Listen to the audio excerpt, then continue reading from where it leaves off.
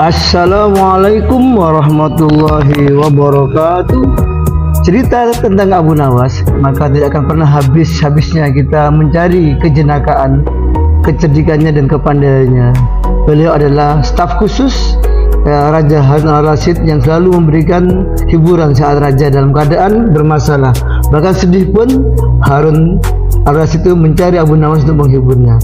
Ini kisah yang baru, ya. Kisah yang baru tentang seorang janda cantik yang ingin jadi permaisuri raja. Ya, ini berkhas Abu Nawas, khas Timur Tengah yang penuh dengan kelucuan dan jadi hiburan kita.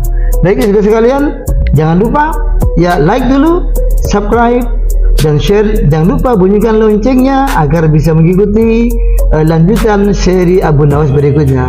Kisah Abu Nawas yang pertama adalah seorang janda cantik yang ingin jadi permaisuri raja. Yang pertama, Abu Nawas dan janda cantik yang ingin jadi permaisuri. Pada suatu pagi yang cerah sekali di kota Baghdad, istana Khalifah Harun al-Rasyid tampak sibuk. Para dayang berlari kecil membawa baki emas. Para prajurit berdiri tegak dan singgasana megah sang raja duduk dengan wajah kebingungan. Abu Nawas, cepat ke sini, ya, panggil Harun al-Rasyid. Tak lama kemudian datanglah Abu Nawas dengan jubah compang-camping, tapi senyum lebarnya seperti biasa. Daulat tuanku, apakah ada masalah yang lebih besar dari perut saya yang belum sarapan pagi ini? Katanya santai. Raja mengelus jenggotnya. Ada seorang perempuan janda cantik yang datang ke istana. Katanya ingin menjadi permaisuriku.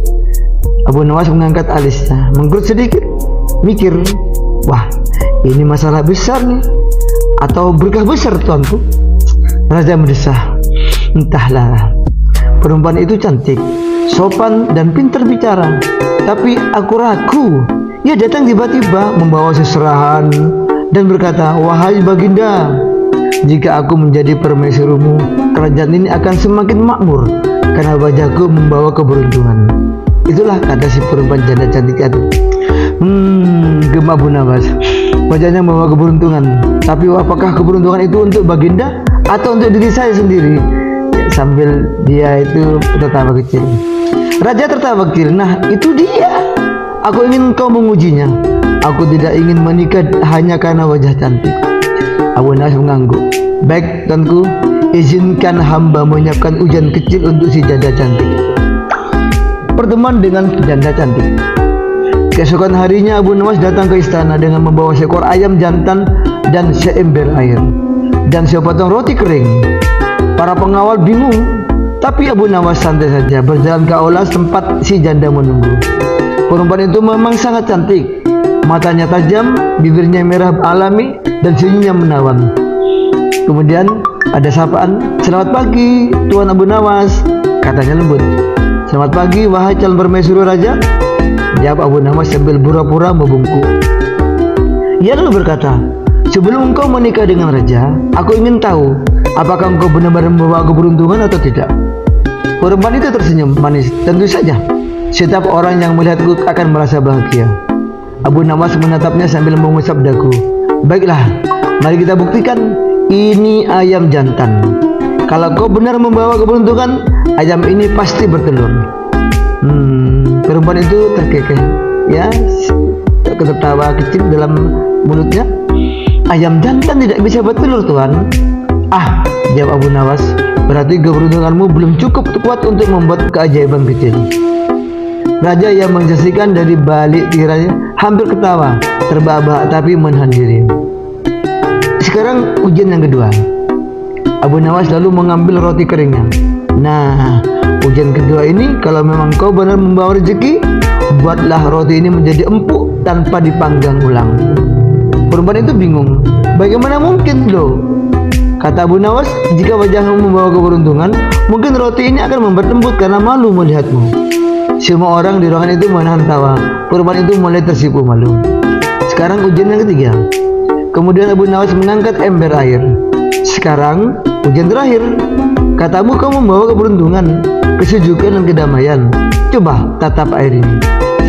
Ya, jika kau benar membawa kedamaian, keberuntungan, maka airnya tidak akan beriak meskipun aku melemparkan batu kecil ke dalam ember itu. Abu Nawas lalu menjatuhkan batu ke dalam ember. Plup. Air tentu saja bergerak.